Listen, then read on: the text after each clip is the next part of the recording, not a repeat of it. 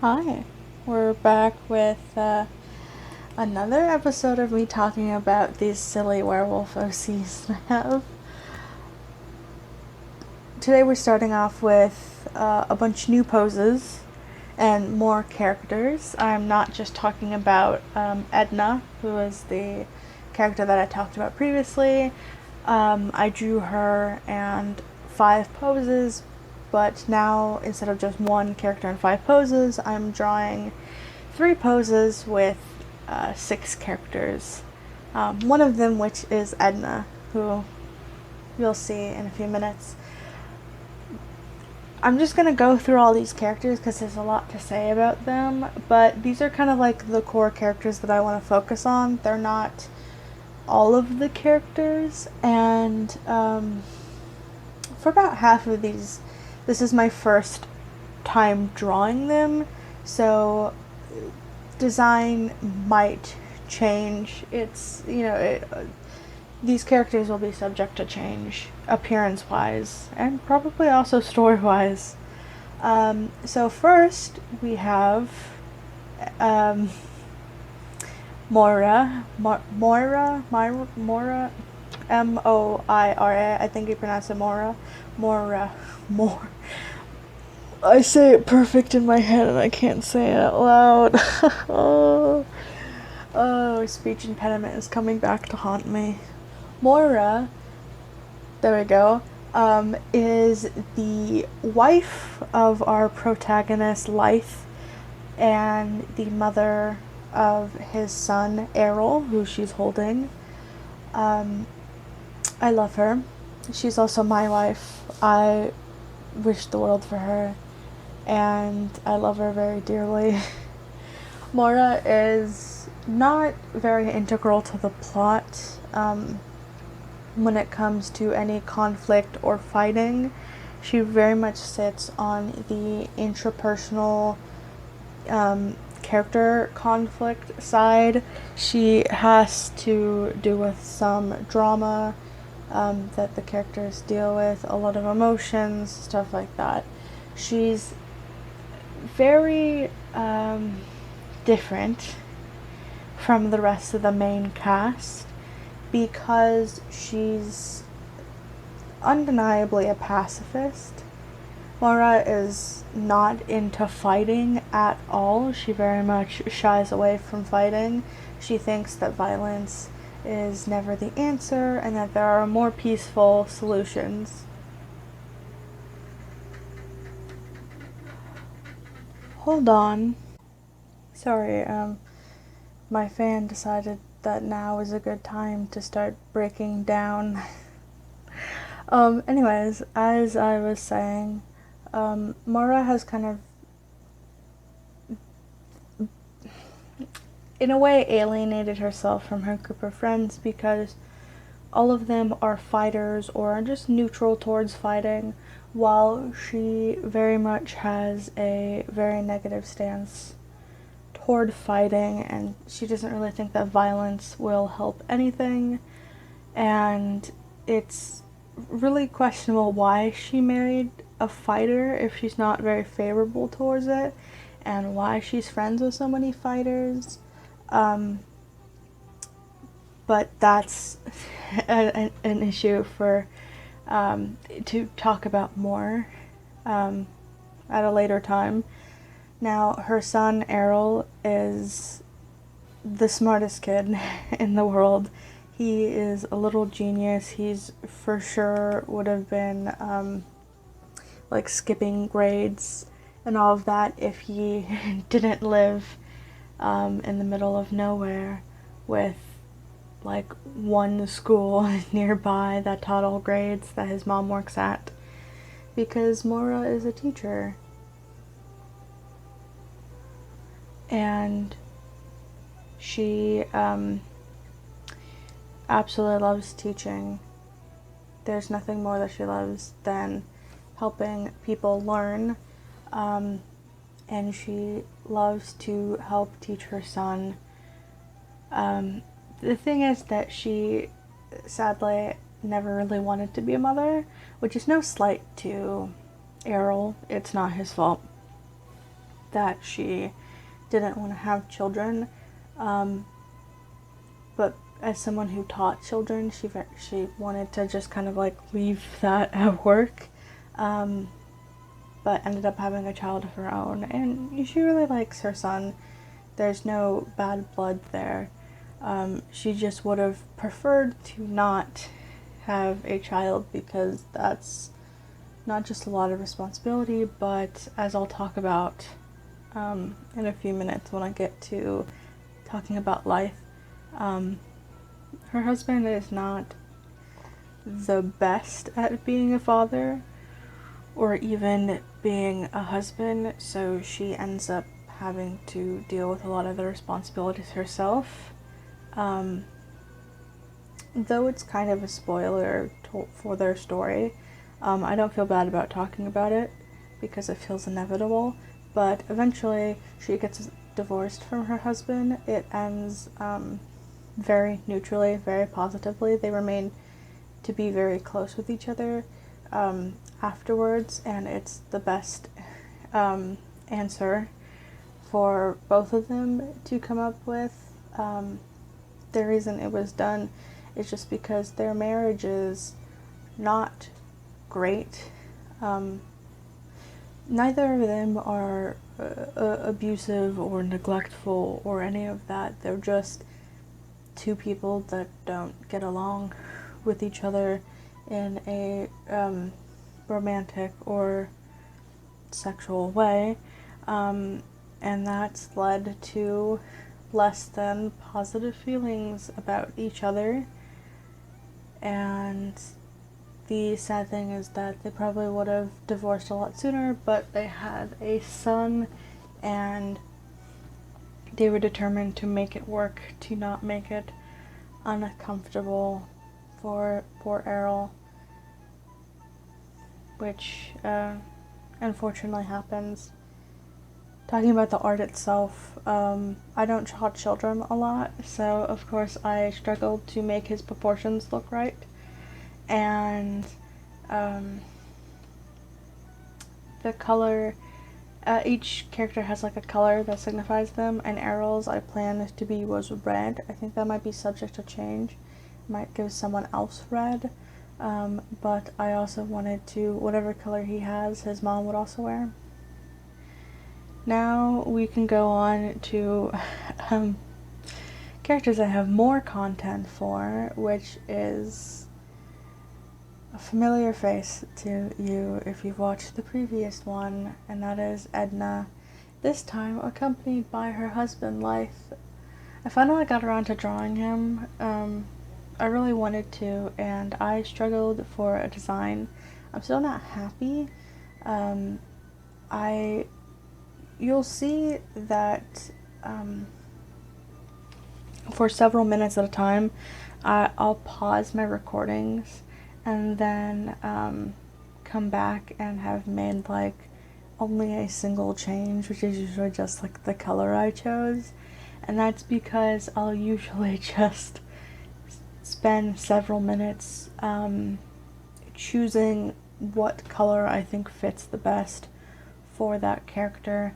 And unfortunately, Linares, Edna's husband, gets a lot of that. I suck at picking skin tones. It has always been something that I've just been kind of really bad at. So I definitely struggled picking a darker skin tone for him that looked nice, that I was happy with. I still might change it. I also wanted to pick something that didn't clash too much with his hair, which is dark red, because I did reference in my last video when talking about Edna and when talking about the world building, is that these characters are inspired by Dragon Ball Z in particular.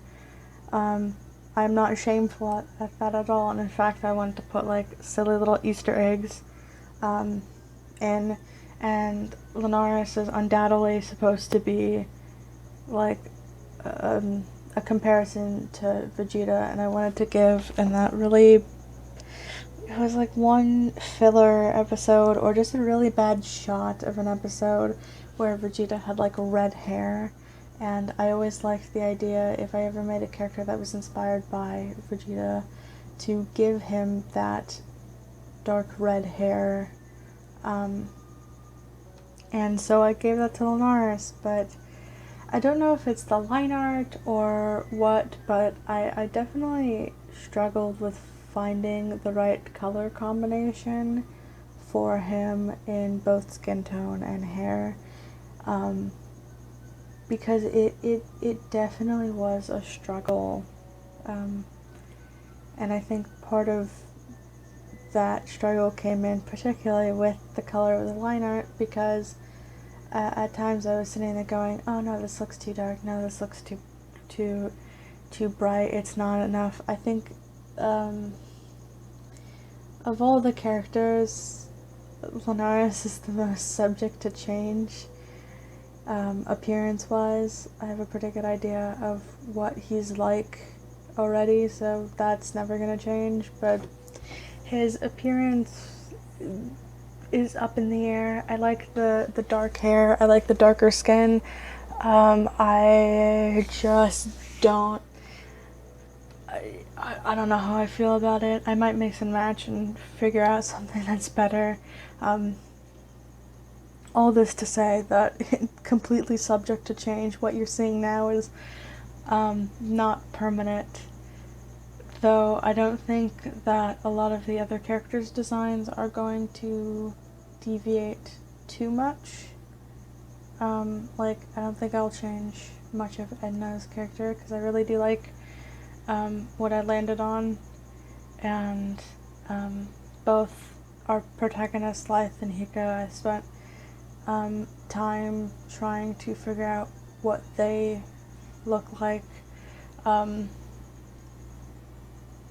So, anyways, to talk about the character of Lunaris, because I've talked plenty about Edna, he's the prince, obviously. He's incredibly respectful and proper individual.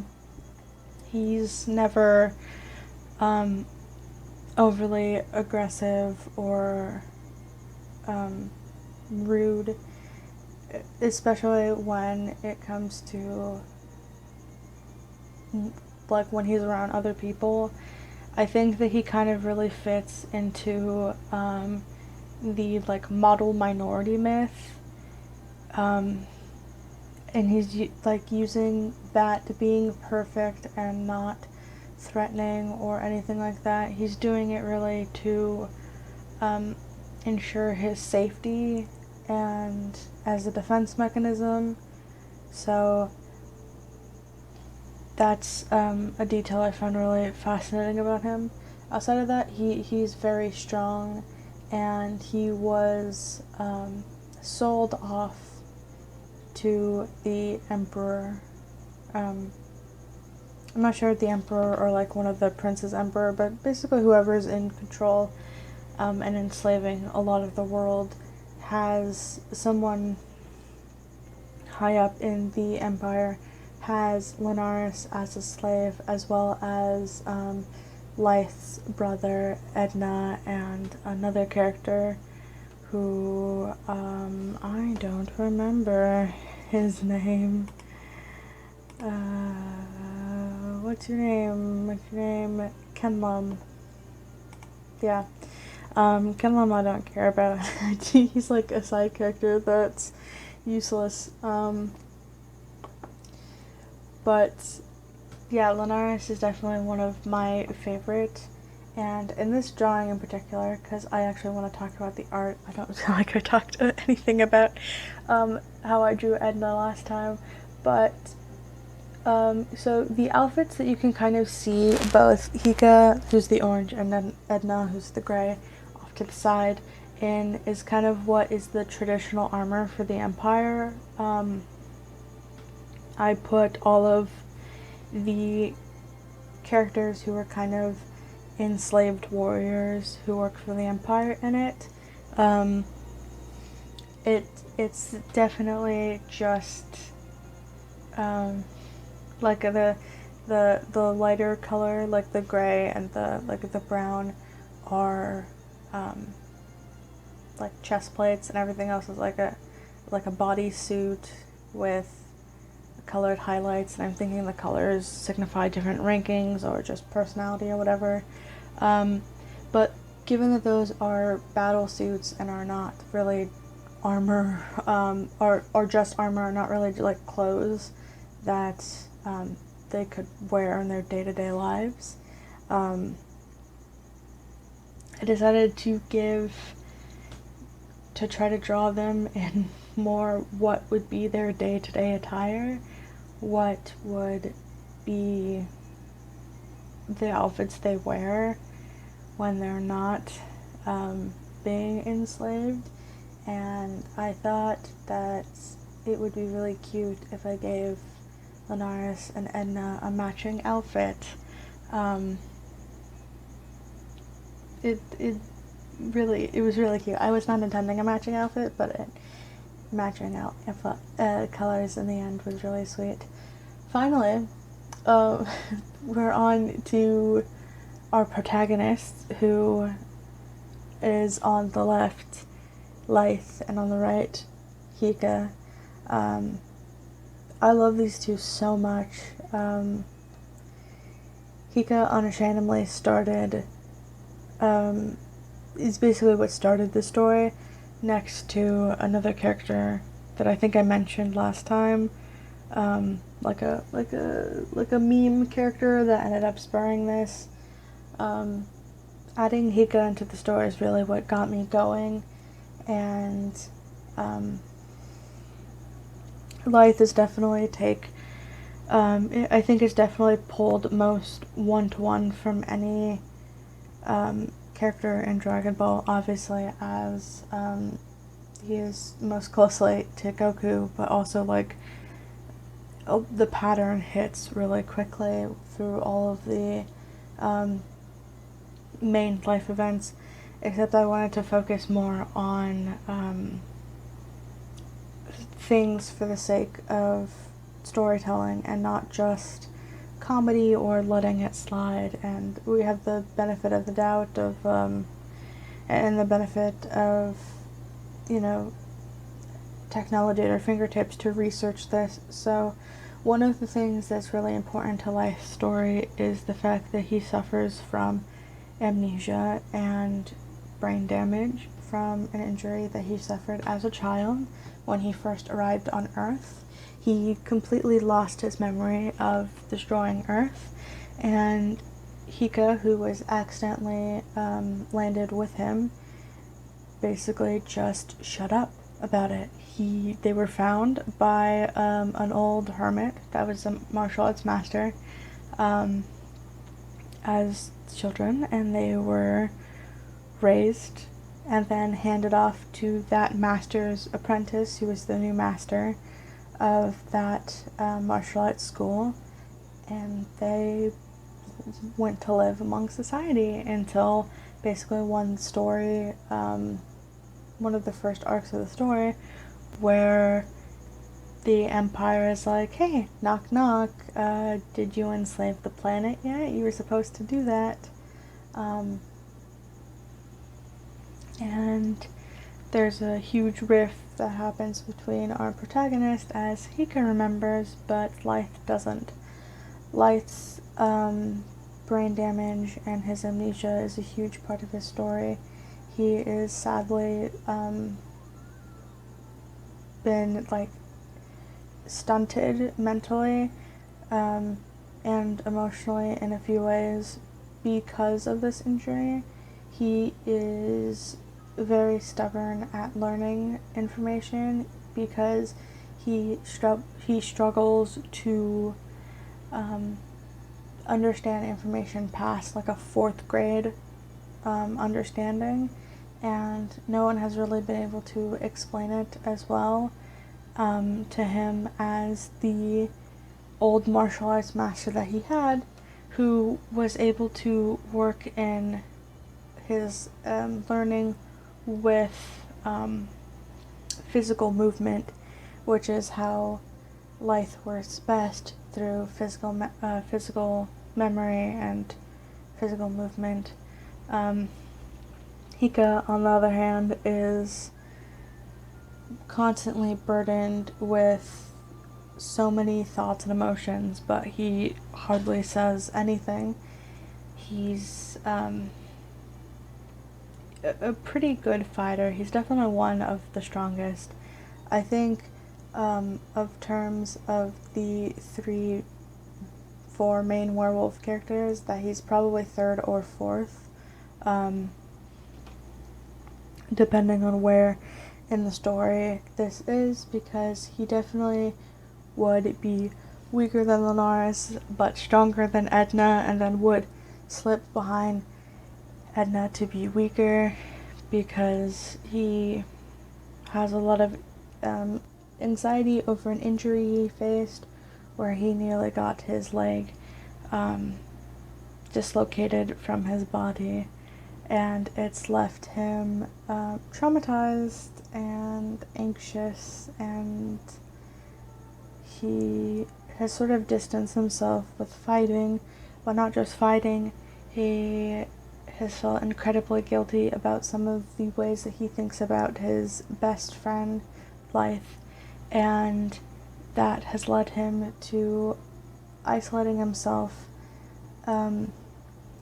Basically, as the story starts, is when everyone's getting back together and interacting with each other again, and Hika is the most nervous about this, not because he's nervous about like reuniting with his friends, but because he's just worried about getting back into fighting after such an injury. But the biggest part about their relationship that I find very interesting, and the thing that I mentioned, or hinted at least earlier, for why the marriage kind of falls out, and what this pose hints at, is mutual gay pining between these two. I absolutely adore these two. These two are in love with each other, and basically Hiko was in love before, and once Lythe basically got married and started showing interest in someone else, Hika did the respectful thing and stepped off, said these feelings, not gonna deal with them, this is not my place, just gonna back up, and ends up isolating himself, and then he feels, by the time that everyone like reunites, he feels better about his emotions and is not interested anymore in pursuing a romantic relationship, because he realizes that Lythe doesn't feel the same way.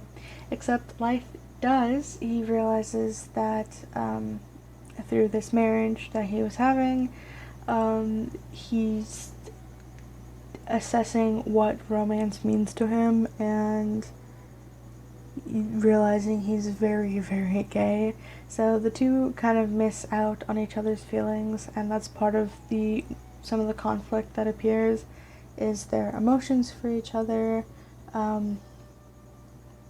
Everyone's pretty okay with it happening. No one's like weird or homophobic or anything, especially not Moira. Once she realizes what's going on, she doesn't care, which is exactly why their marriage divorce ends happily, because she would rather co-parent and have a father that's happy about, who's happy and able to teach their son, instead of just being miserable or whatever. Anyways, that's rambling about these characters. I love them so much, and thanks for watching. Will be more into more clan gen nonsense soon.